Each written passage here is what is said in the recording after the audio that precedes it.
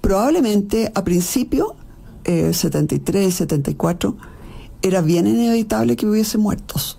Era bien inevitable. Estoy diciendo, estamos a punto de una guerra civil. Estamos en una guerra civil. Esta fue una de las declaraciones desafortunadas de Evelyn Matei de esta semana. Lo que dijo es cierto y voy a defender su punto porque no me voy a prestar para la hipocresía de la izquierda radical. Pero antes de eso, permítanme explicar por qué creo que se trata de un error. ¿Por qué esto confirma lo que venimos diciendo hace tiempo? Pero también por qué la izquierda no deja pasar esta oportunidad. Fue un error, al menos desde el punto de vista táctico. La izquierda radical usa a Pinochet de comodín y por tanto cuando se habla del gobierno militar es relevante decir las cosas como son y no permitir que falseen la realidad, como han hecho por décadas, pero tampoco hay que dar espacio a la tergiversación. El cuidado de las formas es fundamental cuando el tema es delicado y adicionalmente cuando tenemos a interlocutores de mala fe. Pues bien, ese cuidado no lo tuvo Matei. Al contrario, le regaló a la izquierda radical una cuña, una mala cuña que es fácil de distorsionar. El error pone en tela de juicio, para empezar, el profesionalismo de su equipo de campaña. ¿No se imaginaron que en algún momento este tema podría salir a la palestra? Hija de un miembro de la Junta de Gobierno, autodenominada pinochetista, unos años más tarde antipinochetista. Era obvio que intentarían llevarla a ese terreno y obvio que debía estar preparada para desenvolverse bien. E insisto, esto no significa guardar silencio o conceder, sino hacerlo bien. Error táctico mayúsculo, particularmente para ella, porque ha sido contradictoria a lo largo de su historia, porque hace tiempo ya que posa de socialdemócrata, porque ha hecho del buenismo un ideal y porque se quedó a medio camino. No impugnó a la izquierda como debía para que fuera ella, la izquierda, la que se viera obligada a dar explicaciones y tampoco fue coherente con su estrategia de los últimos años de renegar de su pasado. Desde FNM advertimos no una vez, sino muchas, que esto pasaría, que terminaría autosaboteándose, de una forma u otra y a partir de cualquier cosa, porque Evelyn Matei es inconsistente, oscilante, tiene a estas alturas una identidad difusa. Uno no tiene por qué estar siempre en la misma frecuencia, mostrarse permanentemente gentil o siempre agresiva, es cierto, pero esos cambios de humor e incluso de estilo deben ser coherentes, deben tener un hilo conductor. Matei carece, sin embargo, de estructura. No hay un eje que uno pueda reconocer como constante en su conducta y eso es peligroso desde el punto de vista electoral y discutible en el ámbito moral. En la línea de la improvisación está también la denuncia que hizo esta semana, 2 errores en 3 días, desde el Estadio Nacional. Se apersonó y aseguró desde ahí que el recinto no contaba con cámaras de seguridad. Estaba equivocada, tan equivocada que el gobierno aseguró que no había una, sino 322 cámaras y una de esas cámaras grabó su punto de prensa. ¿Cómo se explica un error como este? ¿Cómo es que se arriesga a apuntar con el dedo sin evidencia suficiente? ¿Quiénes son y a qué se dedican sus asesores? De nuevo, cuando menos, falta de profesionalismo. Impulsividad, ansiedad electoral, premura. ¿Es esta la conducta que se espera de alguien que aspira a gobernar y enfrentará problemas serios además? Lo advertimos, la apuesta de la élite estaba siendo arriesgada. Si ya es arriesgado quemar naves cuando queda mucho tiempo para una elección y jugarse el todo por el todo con una candidata, peor todavía es hacerlo en favor de alguien que, como decíamos, ha hecho de la inconsistencia una constante. Aunque la verdad se trata de un vicio que caracteriza a todo Chile Vamos. No querían primarias, después las exigían. A Kaiser los trataban de extremistas, después decían que las diferencias eran marginales. A Carter lo han ignorado de manera casi ofensiva y Chaguán lo ha acusado por su estilo, por su forma de hablar. O sea, ridículo. Evelyn Matei es una candidata débil. Puede que sea competitiva, puede que gane incluso, pero es débil, es fluctuante y eso pone en riesgo su elección, pero sobre todo deja al descubierto una carencia grave cuando de gobernar se trata y cuando el adversario es como es. Ahora bien, vamos con la izquierda. El golpe de Estado fue algo que solicitaban la mayoría de los chilenos, pero también las instituciones. Leo un extracto de un acuerdo de la Cámara de esos años. A los señores ministros de Estado, miembros de las Fuerzas Armadas y del Cuerpo de Carabineros, entonces los jefes castrenses eran parte del gabinete, se les exige, comillas, poner inmediato término a todas las situaciones de hecho referidas que infringen la Constitución y las leyes. En ese contexto, en esos años, Patricio Aylwin, no creo que alguien dude de sus credenciales de demócrata, presentaba en su partido una moción en la que acusaba a Allende de querer establecer una tiranía comunista. Eduardo Frei Montalva señalaba que la única solución pasaba por la intervención de los militares. En otra palabra, había consenso de que la intervención militar era inevitable, y quienes dicen que eso no se justifica jamás, en caso alguno, que estudien en primer lugar y revisen la historia de las tiranías por otra. La pregunta es, ¿por qué había ese consenso? ¿Por qué no se esperaba, como se hace en contextos normales, la siguiente elección? Porque Allende no ofrecía garantías. Era un socialista, pero un socialista de los años de entonces. Por ejemplo, pocos años antes del golpe había consignado el Partido Socialista en sus congresos de Linares y de Chillán que descartaban como estrategia para llegar al poder la vía electoral, que la violencia revolucionaria era inevitable y legítima, que las formas pacíficas e ilegales no conducían al poder. Literal. El propio Allende había apoyado en varios de sus discursos al MIR, primer grupo en instalar la violencia guerrillera.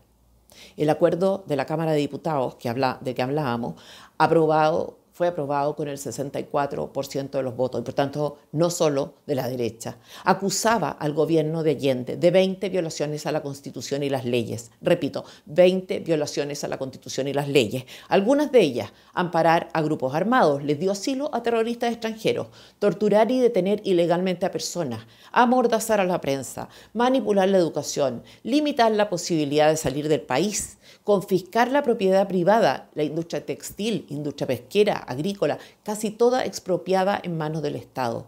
Violar las atribuciones del Poder Judicial, desacatando fallos y diciendo al respecto, cito a Salvador Allende, el demócrata. Esto dijo, el poder político tiene el derecho a decidir si las decisiones judiciales se cumplen o no. En fin, Allende estaba pasando por encima, repito, de la Constitución y las leyes, y su gobierno era un gobierno militar. Había designado como ministro de Interior al comandante en jefe del Ejército, como ministro de Hacienda a un almirante, y el ministro de Relaciones Exteriores decía en una entrevista a un medio de comunicación que creía que la situación en Chile terminaría en una guerra civil revolucionaria. La intervención militar se solicita cuando el resto de las instituciones ya no funciona, y ese era el caso. Cuando la fuerza es el único camino, y eso supone que habrá o podrá haber enfrentamientos y muertos. ¿Justifica esto la arbitrariedad? No, y la CNI incurrió en ella. ¿Justifica esto la detención y tortura y desaparición de personas? No, y ocurrió. Pero no es esa la parte de la historia que estamos comentando, sino aquella a la que aludió la candidata de Chile Vamos. A posteriori, es decir, con el paso del tiempo, uno puede preguntarse si esa era entonces la única salida. Y las opiniones pueden diferir, pero los hechos son los hechos. Y los hechos eran que había consenso en la necesidad de que las Fuerzas Armadas intervinieran. ¿Qué pasaba? Por otra parte, en el resto del mundo, ¿cómo les estaba yendo a los países gobernados por el Partido Comunista, como gobernaba acá junto con Allende? La historia es demasiado extensa para que nos refiramos a ella en profundidad. Pero en el mundo hay todavía 5 países que son gobernados por regímenes comunistas: Cuba, China, Corea del Norte, Vietnam y Laos. China llevaba ya varios años entonces bajo ese yugo. Pero veamos qué pasó con los otros 4. En Corea del Norte, el Partido Comunista gobierna desde 1972 hasta la fecha, un año antes del golpe en Chile.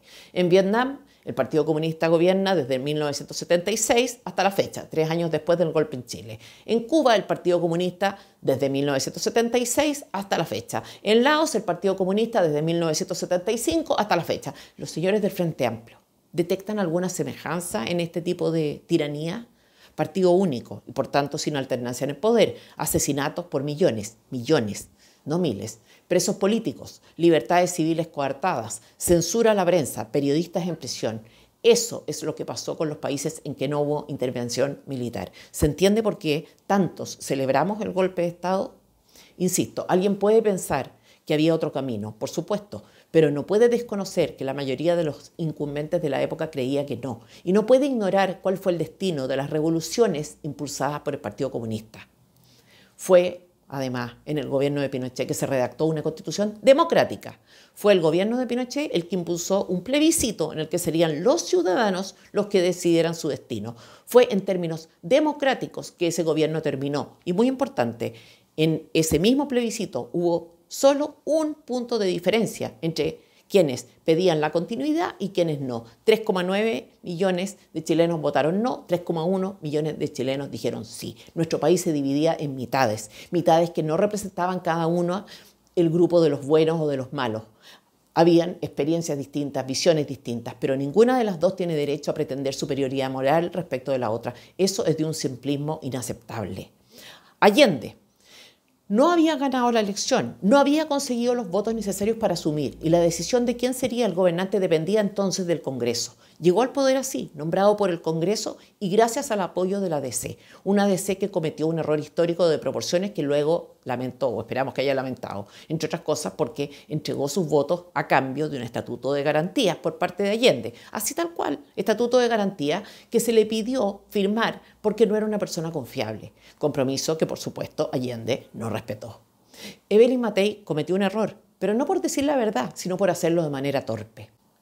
La izquierda que hace hoy afirmaciones grandilocuentes, es la misma que ha financiado su activismo vía fundaciones con el dinero de los contribuyentes. En este gobierno, la que puso a cargo de la seguridad a un señor imputado por violación. En este gobierno, la que ha entregado pensiones de gracias a delincuentes. En este gobierno, la que quería derrocar a Sebastián Piñera y lo intentó, tanto institucionalmente como con la validación del vandalismo, la violencia y los actos terroristas que se produjeron en 2019.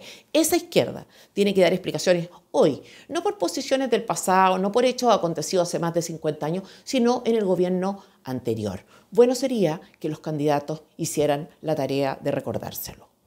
Se va a romper en cualquier momento.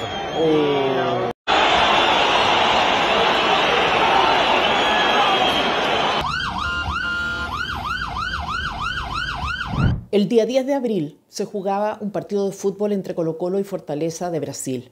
Mientras las personas empezaban a hacer fila para entrar al estadio, se empezó a formar un grupo que, según un guardia de seguridad, eran todos menores de edad. En poco tiempo, ese grupo se transformó en una turba que corría y que logró entrar al estadio antes que aquellos que habían estado esperando su turno y haciendo la fila.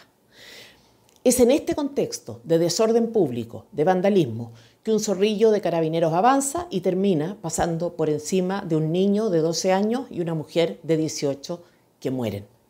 ¿Eran parte de la turba o de quienes tenían entradas para asistir al evento deportivo? No está claro, pero cualquiera sea el caso, es evidente que estamos frente a una tragedia. Carabineros, ¿actuó conforme a los protocolos o de manera imprudente? Tampoco está claro, faltan antecedentes para emitir una opinión seria. Pero a estas alturas yo no estoy dispuesta a sumarme a la tendencia de culparlos de todo lo que el poder político debería hacer y no hace. Faltan antecedentes. Pero acá hay una responsabilidad indiscutible del gobierno y la clase política en general. En primer lugar, porque los protocolos de carabineros no se los inventan ellos. Las herramientas que puede o no puede utilizar la institución en cada circunstancia tampoco. Por tanto, Carabineros es responsable o sería responsable solo en dos casos: si actúa de mala fe, por una parte, o si infringe criterios claros y preestablecidos por la autoridad política. Si el gobierno y el Congreso no son capaces de señalar cuál es el protocolo que rige para casos como estos, cuál es la forma prevista para enfrentarlos, quiere decir que no existen. Y si no existen, es responsabilidad suya. Punto. Tanto es así, tan fuera de discusión está todo esto, que actualmente se discute en el Congreso un proyecto de ley sobre las reglas de uso de la fuerza que está próximo a ser votado. ¿Por qué? Precisamente porque es algo que le compete a la autoridad civil. Entonces, cuando alguno de ustedes oiga, por tanto, a políticos cuestionando a Carabineros, como lo hicieron en el 2019, lo que hay que hacer es remitirse de manera inmediata a lo que esos mismos que critican han hecho, tanto desde el Poder Ejecutivo como Legislativo, para garantizar la seguridad de los chilenos.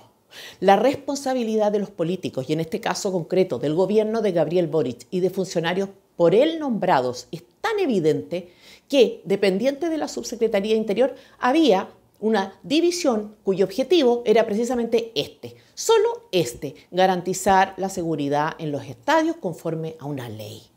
El presupuesto del año pasado para este equipo de personas fue de 370 millones de pesos. Revisé el último presupuesto y el gasto aumentó a 534 millones de pesos. ¿Saben ustedes en qué se fue esa plata el 2024? el 92% en sueldos. Harto taxi, harto pasaje, harto viático, harta benzina. O sea, burocracia. Estamos hablando de un equipo de 10 personas que cuesta, como les comento, más de 500 millones de pesos anuales. ¿Saben para qué? Para asesorar al gobierno en esto, cuyo único objetivo es garantizar la seguridad en los estadios y eventos masivos. 10 personas que trabajan, todas ellas, durante todo el año para garantizar la seguridad. ¿Y quién estaba a cargo de la seguridad? Quiero insistir, seguridad en los estadios. Pamela Venegas acaba de dejar el cargo a propósito de este asunto. Pamela Venegas, ¿quién es Pamela Venegas? ¿Cuáles fueron las consideraciones que se hicieron para contratarla?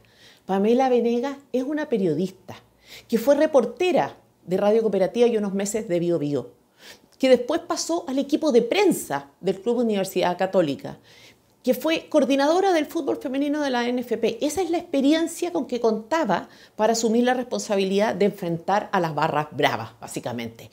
Y si ustedes entran a la página web de Estadio Seguro, es una vergüenza. Básicamente, protocolos de una plana con instructivos del tipo tamaño de bandera con que se puede entrar, instrumentos musicales que se pueden llevar, prohibición de ingresos de bengala y fuegos artificiales, claro, ¿para qué más? Una periodista que ganaba más de 64 millones de pesos al año, cuya función consistía en dirigir un órgano consultivo de la delegación presidencial, o sea, cuya función era asesorar, aconsejar. Y hay que destacar, Pamela Venegas no fue removida de su cargo en 2023, cuando el clásico entre la Universidad de Chile y la Universidad Católica tuvo que suspenderse por un ataque de bengalas y bombas de estruendo por parte de hinchas del equipo local. Este era entonces el ambiente en el estadio.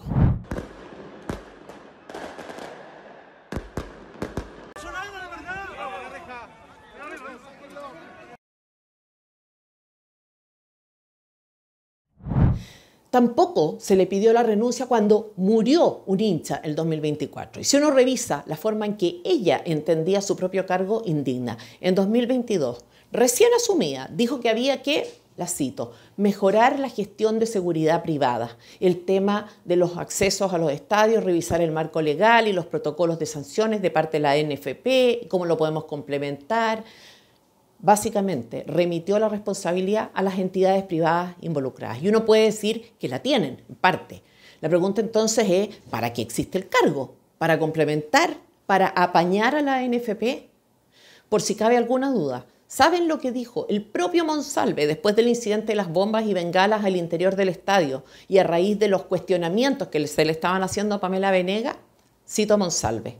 Estadio Seguro no tiene facultades ni de fiscalizar ni de sancionar respecto a lo que ocurre en el marco de un partido de fútbol, ya que lo que hace y lo que le faculta la ley es hacer recomendaciones que ni siquiera son vinculantes, y pidió radicar las responsabilidades donde corresponde. Fantástico. Hacen lo mismo que podría hacer un periodista deportivo. Opinar y cobrar con descarada incoherencia, porque si el gobierno de Boric entiende este asunto como una cuestión de privados y el subsecretario de la época, imputado por violación hoy, asegura que el órgano Estadio Seguro no tiene facultades ni para fiscalizar, ni para sancionar, sino solo para recomendar en términos tales, no vinculantes, que en realidad uno puede tomar sus recomendaciones o no tomarlas, entonces uno tiene derecho a exigir explicaciones. ¿Por qué entonces tenían a 10 funcionarios dedicados a una función inútil? ¿Por qué hicieron un aumento en su presupuesto? ¿Por qué no terminaron entonces con Estadio Seguro? Sus propias declaraciones los condenan, porque es completamente inmoral, completamente inaceptable tener funcionarios públicos pagados y bien pagados ahí donde no se necesitan. Es un robo, en realidad, una estafa a todos y cada uno de los chilenos. Es un asunto privado cuando hay que exigir responsabilidades, pero una cuestión pública si de contratar amigos se trata. Una vergüenza. Entonces, cuando el ministro dice que fracasó una ley o una política pública, insinuando que la responsabilidad recae sobre una especie de entelequia, uno dice, ¿hasta cuándo, cresta, perdónenme, van a seguir tratando a los ciudadanos como si fueran idiotas? Entonces tenemos a gente que piensa que este es un problema del sector privado, que el sector privado es el que debe asumir la responsabilidad, pero acá la distinción ya no corre, que justifica la creación y subvención de burócratas con fondos públicos. Peor todavía, el mismo gobierno de Gabriel Boric, a través del ministro, dice que termina Estadio Seguro, pero que se reemplaza. ¿Y se reemplaza por qué? Por un departamento de orden público y eventos masivos. O sea, burocracia reemplazada por burocracia. Pero también hay una ley, porque así se enfrentan las cosas en Chile, con leyes y modificaciones legales. De hecho, en agosto de 2023 se ingresó un proyecto que terminó aprobado, se llama Salvemos el Fútbol. El objetivo, mejorar los estándares para el control de ingresos y sanciones. ¿En qué está esto? ¿En qué quedó eso? Otra ley, otro funcionario, otro nombre, en el fondo, para algo que en definitiva es un problema de negligencia, de incompetencia y de ideologización, por cierto, porque es insólito descartar el ingreso de carabineros y al mismo tiempo decir que cuando haya delitos flagrantes podrán ingresar. ¿Para qué decir cuando Lorena Fries se escandaliza con la idea como si no fuera suficiente todo lo ocurrido, no solo ahora, sino históricamente en los estadios? Y a propósito de protocolos, ¿saben ustedes cuál era uno de los protocolos que tenían los guardias de seguridad, según el testimonio de uno de ellos que dio entrevista en 24 horas? El protocolo que nosotros tenemos, dijo, para no poner en riesgo nuestra integridad, es solamente soltar las puertas y dejar que la gente entre, porque somos 1 contra 20. O sea, había perfecta conciencia de que era relevante mejorar los controles a la salida de los estadios, pero la instrucción era esta: si hay gente que infringe la ley, abran las puertas y arranquen, para que ustedes, los guardias, no les pase nada. Dolo eventual se llama eso. La gente decente, la gente normal, si es que todavía va al estadio, absolutamente expuesta.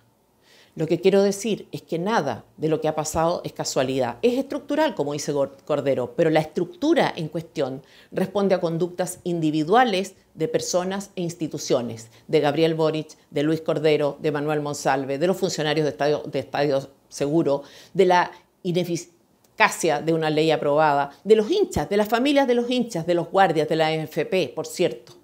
Tan bueno para la denuncia toda esta gente, tan indolente cuando hay que hacer algo al respecto y de manera preventiva. Lo que verdaderamente pasó en el estadio no tiene que ver solamente con la conducta puntual de un grupo de personas que operó en la práctica como una avalancha o con un error de carabineros o de los guardias. Lo que pasó en el estadio, lo que quedó al descubierto, es la negligencia de todas las autoridades responsables, del gobierno, de Estadio Seguro, de sus 10 funcionarios, de una legislación que aparentemente no se está aplicando. Y los nuevos antecedentes sobre los recursos fiscales que se han gastado y el testimonio del guardia de seguridad que presenció la catástrofe lo confirman.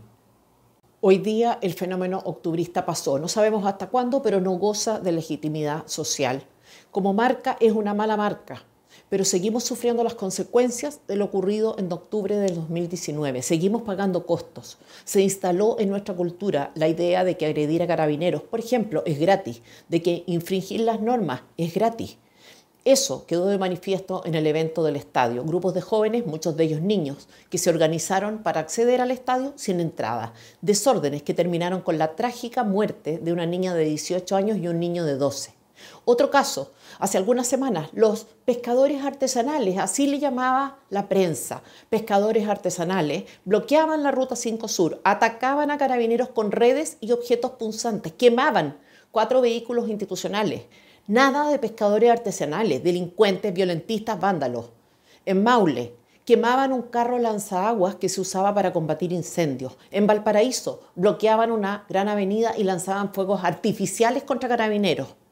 ¿Alguien de verdad puede creer que estos son trabajadores comunes y corrientes, pescadores normales, gente de trabajo?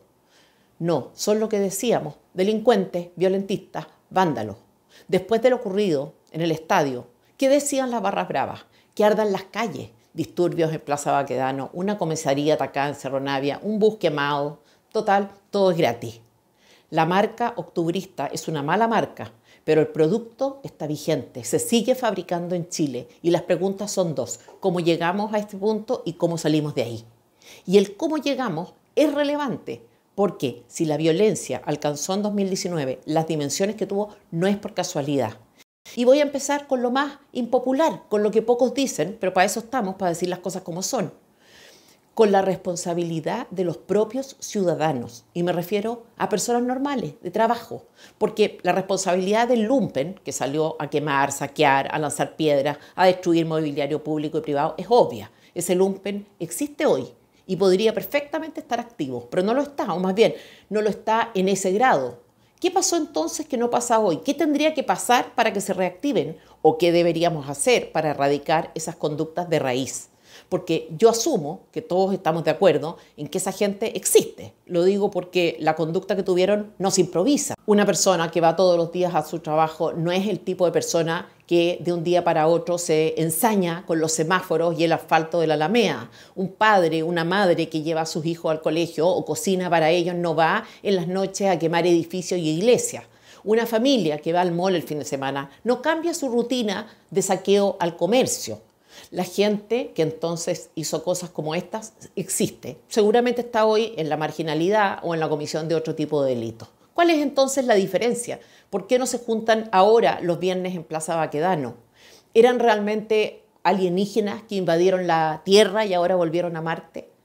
No, ahí están. Lo que les falta es la legitimidad social que tuvieron entonces. En otras palabras, no cambiaron ellos, cambió la opinión pública. Sí, fue el apoyo de la opinión pública el que los alentó y lo que inhibió al gobierno de Piñera y a los políticos en general. De hecho, los resultados de las encuestas de esos meses son impresionantes. En diciembre de 2019, Carabineros llegó a su aprobación más baja desde el año 2015, en que se habían visto involucrados en un escándalo de corrupción. La confianza en la institución era de un 17% en esos meses. ¿Por qué? Todos, absolutamente todos los chilenos tuvimos acceso a registros, fotos, videos de manifestantes, como los llamaban, que actuaban contra funcionarios de la institución con una violencia nunca antes vista. Lo vimos en videos, en fotos, lo vivimos presencialmente, prácticamente no se podía salir a la calle, todo el mundo sabía que era peligroso, que había enajenación. Aún así, atención con esto, aún así, en diciembre de 2019, CADEM mostraba que un 67% de los chilenos estaba a favor de la continuidad de las movilizaciones. Y repito, todos veíamos el nivel de violencia que caracterizó o caracterizaba esas manifestaciones. Según Criteria, el 70% de los chilenos se sentían optimistas con las movilizaciones y protestas. Veían en ellas una oportunidad de mejora. El 70% aseguraba haber asistido a una marcha, según la CEP de 2019. El 64% afirmaba que Carabineros había violado derechos humanos. La misma CEP. Estamos hablando de varias encuestas que se desarrollaron en plena crisis, encuestas que nos hicieron a los reclusos de la cárcel de San Miguel. ¿Y cuál era el contexto en que millones de chilenos se manifestaban optimistas por los resultados de las manifestaciones?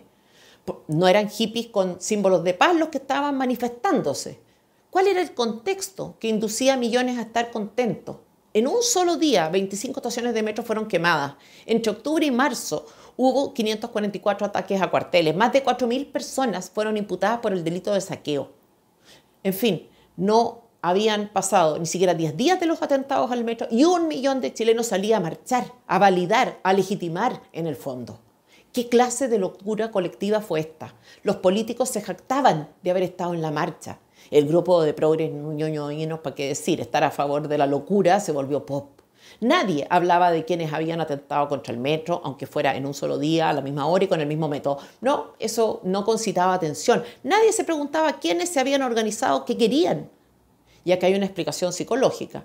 En 1950, el psicólogo Salomon Asch condujo varios experimentos de conformidad social. El experimento consistía en hacer entrar a una persona a una sala acompañada de actores. Se les hacían a todos preguntas más o menos obvias que respondían igual, correctamente, hasta que en una papeleta se les mostraban 2 líneas evidentemente iguales. La pregunta era, ¿cuál de las 2 tiene más longitud?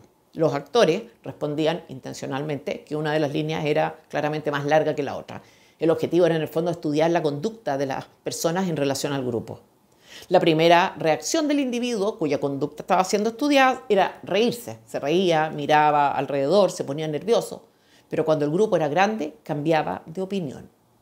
El problema es que no fue un débil de carácter el que modificó su opinión conforme a lo que decía el resto en este experimento. Fue el 75% de los investigados. El 75%.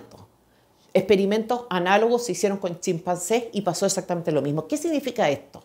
¿Y qué tiene que ver con el octubrismo? Que nuestra necesidad de pertenencia a la tribu es tan fuerte, tan potente, que podemos juzgar contra la evidencia, incluso si vemos que son muchas las personas que opinan o aseguran algo que sabemos racionalmente o en principio que está mal. Queremos pertenecer, queremos ser parte de, incluso contra la evidencia, contra el sentido común. Bueno, podemos decirlo así, hablar de conformidad social, pero podemos también hacerlo de manera menos diplomática. Podemos decir que Somos capaces de ser estúpidos a ratos, y eso pasó el 2019. Muchísimos chilenos eligieron ser estúpidos. La pregunta es si vamos a reincidir o no, si estamos conscientes del peligro que representa una idea que se masifica y que es una mala idea. Y es una pregunta oportuna, porque en 2019 no es el único caso. La misma idiotez mental afectó a muchísimos chilenos durante la crisis del COVID-19. ¿O estabas a favor de las medidas que se tomaban en Chile, que debe haber sido el país más estricto del planeta, o eras irresponsable, negacionista, asesino? Daba lo mismo la experiencia de otros países. Muchos no estuvieron ni cerca de la estrictez nuestra y les fue mejor. Pero no, había que mostrarse responsable, había que dar credenciales de personas serias, no fuera que te llamaran terraplanista, si no querías vacunarte o te sacabas la mascarilla. Niños encerrados, prohibición de salir a caminar sin permiso, listado de bienes esenciales y no esenciales definido por la Subsecretaría de Prevención del Delito, personas detenidas por ir en el maletero de un auto a trabajar, el mundo al revés. Después, y en materia de locura colectiva, la presidencial, Gabriel Boric, electo presidente de la República, un chascón con aspecto de desasiado, cuyo mérito era la charlatanería, que había alabado al Frente Patriótico Manuel Rodríguez, un grupo terrorista, que se había reunido con un prófugo de la justicia, que había alentado la violencia, etcétera, etcétera. Pero no, el extremo era Kast. La amenaza contra la democracia era Kast. Realmente, ¿qué está pasando acá? Y no quiero ser autorreferente, pero recuerdo el día de la instalación de la Convención Constituyente. No se podía empezar porque había manifestaciones en la Alameda y algunos constituyentes gritaban que los estaban matando, que les estaban violando sus derechos humanos.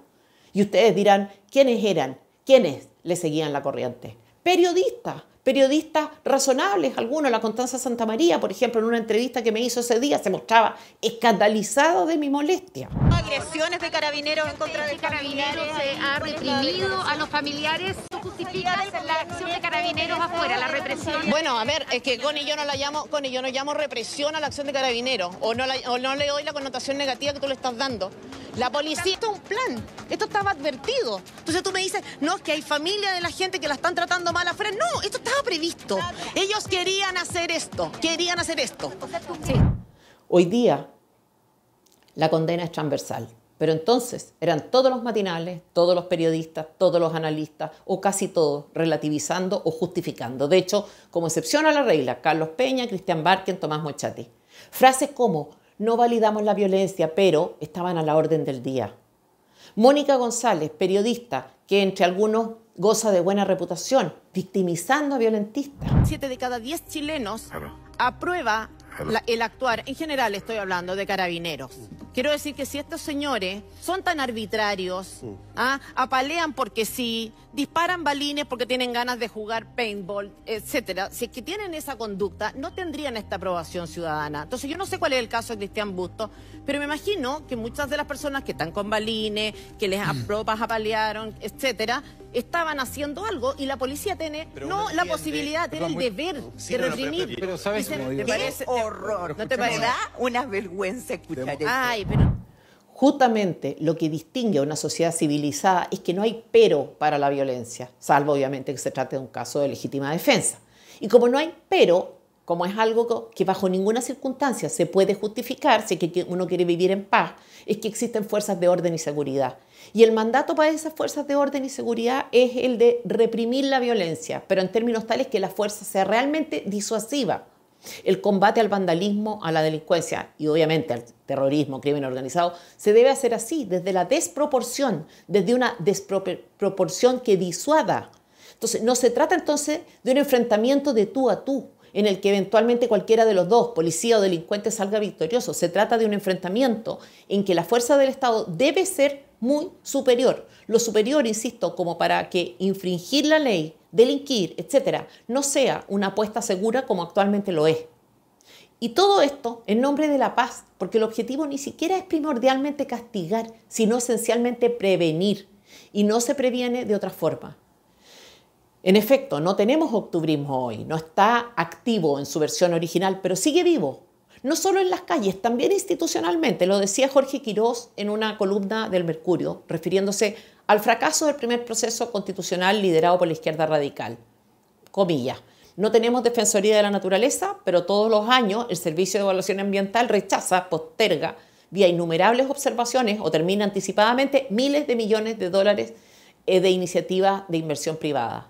No tenemos precepto constitucional que obligue a un sistema de seguridad social, pero el gobierno sigue haciendo lo imposible por consagrar un sistema de reparto intergeneracional, y lo logró. No tenemos autonomías territoriales indígenas, pero sí cuerpos legales como la ley Lafkenche, que ha hecho a vastas actividades económicas rehenes de grupos particulares que usan la causa indígena. Cierre comillas. Todo sigue ahí, pero el que inclina la balanza, el que tiene la llave, el que finalmente abre la puerta, es el elector.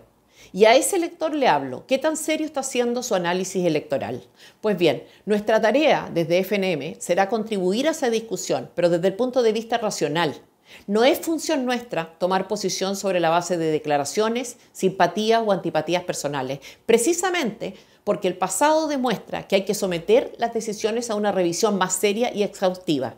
Estaremos informando de la manera más objetiva posible. Estaremos analizando las propuestas de los candidatos, su temple, su disponibilidad para hacer y decir lo correcto, aunque sea políticamente incorrecto. También durante su campaña. Y para lograr que en esta oportunidad nadie entregue, como ha ocurrido tantas veces ya, cheques en blanco. La situación de Chile no está como para que sigan cometiendo errores.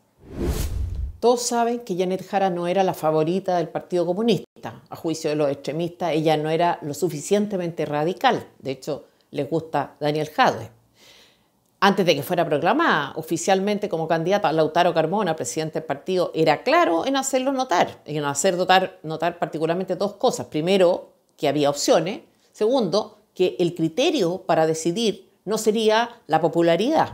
Compañeros, presidente del partido, es que hay primaria. Ustedes ya tienen varios candidatos. Está Jadwe, que la misma ministra Jara que tú mencionaste. ¿Hay alguien más? Creo que el Partido Comunista, afortunadamente en esta hora, tiene más liderazgos que los que están nombrados, y que los entiendo, porque son personas con amplísima visibilidad pública, son personas que en su espacio tienen méritos de capacidad política, etcétera, etcétera. Me estoy refiriendo a Daniel y Janet. Pero hay más liderazgo, lo saben ellos mismos, lo sabe todo el central.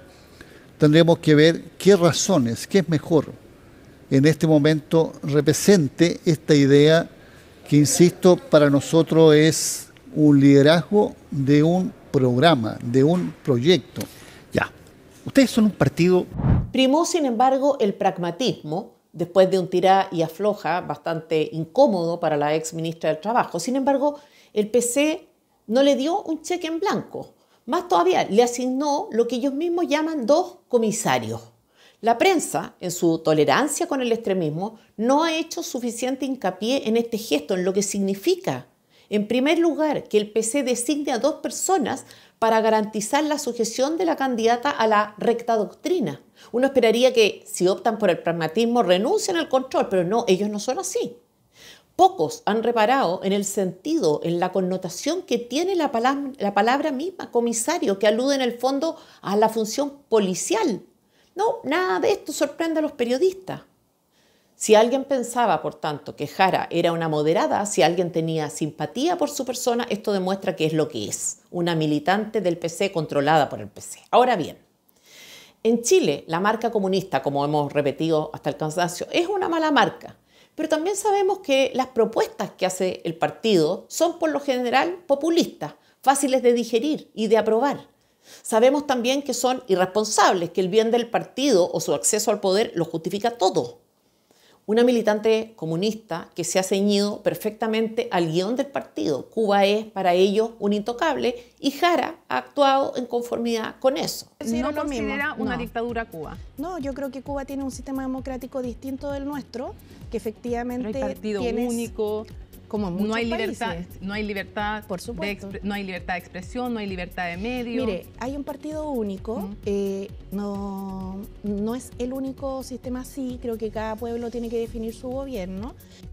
Es cierto que Jara ha perdido aprobación, de hecho bajó 18 puntos en su aprobación popular según CADEM desde el momento en que fue ministra del Trabajo hasta ahora, pero llega al 40%, no es poco. ¿Cuántas ideas más, tipo ley 40 horas, podrían darle un impulso?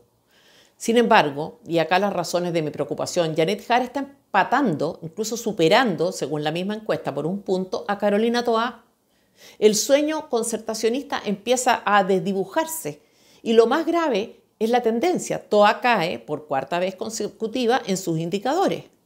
Panel Ciudadano arroja resultados similares, aunque más favorables todavía a Jara. En una primaria de la izquierda superaría por 2 puntos a TOA. Peor aún si esta última debe competir con Paulina Bodanovich, del PS, que es un partido similar al suyo. Si la ex ministra de Interior aparecía como ganadora indiscutible de esas primarias, con un 40% de las preferencias en enero, ahora alcanza solo el 28%. Preocupante si tenemos en cuenta cuál es el plan del PC que los comisarios están determinados a ejecutar. Hemos comentado en varias ocasiones, pero superficialmente, algunas de las conclusiones del Congreso del PC publicadas en enero de este año. De ese Congreso sorprende en primer lugar el número de autocríticas que hace el partido. Lo digo porque no he visto nada parecido por parte de la derecha. Y sorprende más ver que esas autocríticas denotan que tienen un buen diagnóstico de lo ocurrido. Sorprende y preocupa, porque un buen diagnóstico es la clave para la definición de una buena estrategia. El partido, dicen, debe superar esta crisis ofreciendo alternativas antineoliberales. Ya sabemos lo que es antineoliberal. En esto otro, pido por favor especial atención. La debilidad en el trabajo de masas ha llevado a perder espacios fundamentales con sectores sociales clave y ha reducido el poder del partido.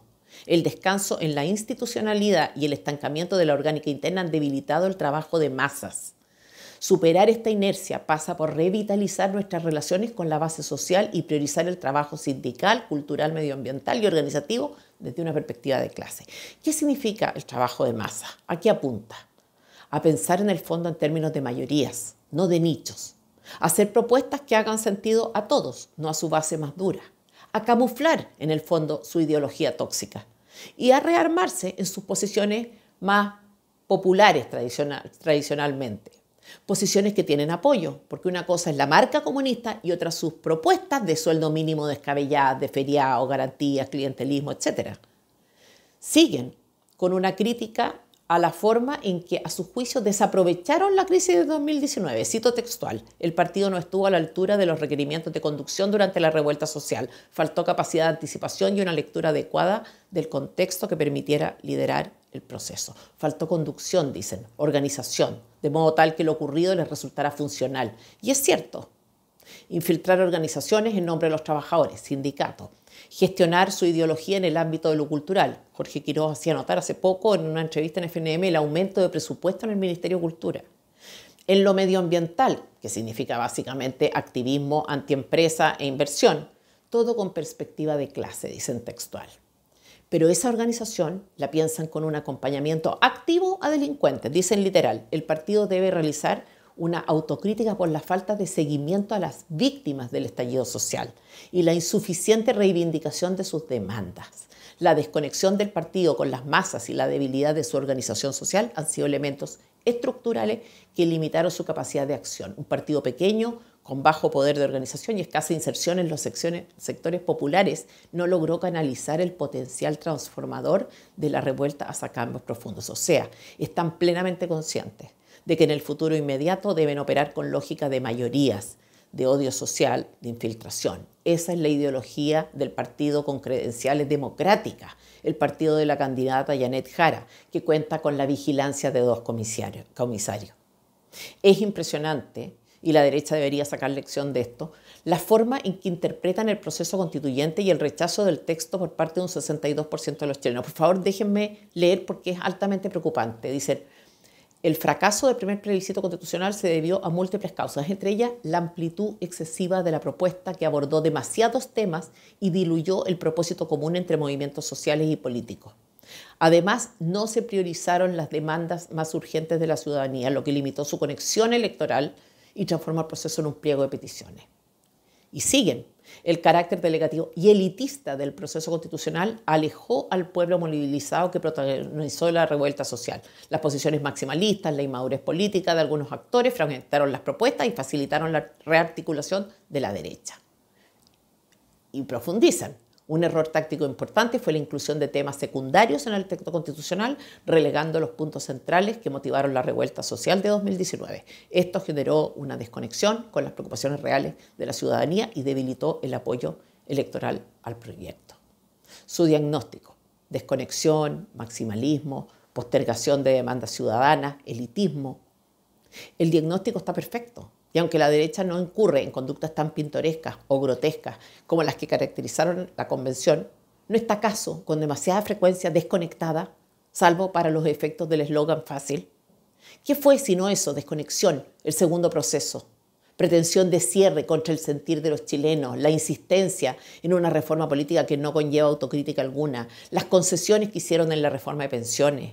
Chile Vamos en este caso, no toda la derecha. Reconocen el Partido Comunista la ofensiva de la derecha, pero no podemos ignorar que la frivolidad del gobierno ha pavimentado el camino para esa misma derecha. Y acá hay una frase que me gustó mucho, porque demuestra lo equivocada que estuvo la derecha, en este caso entera, con republicanos a la cabeza, cuando pretendió que podía insistir en lo constitucional. Dice el Partido Comunista, el resultado final, marcado por el triunfo de la opción en contra, dejó al progresismo sin la posibilidad de reinstalar el debate constitucional a corto plazo. Así es. Y por eso no lo han hecho. Lo dijimos 1000 veces. El rechazo a un segundo texto constitucional cerraba, al menos en el corto y mediano plazo, el asunto. Hasta el día de hoy, nadie admite que mintió y engañó, o al menos que se equivocó. Y por eso reinciden en sus errores, cosa que no hará el Partido Comunista.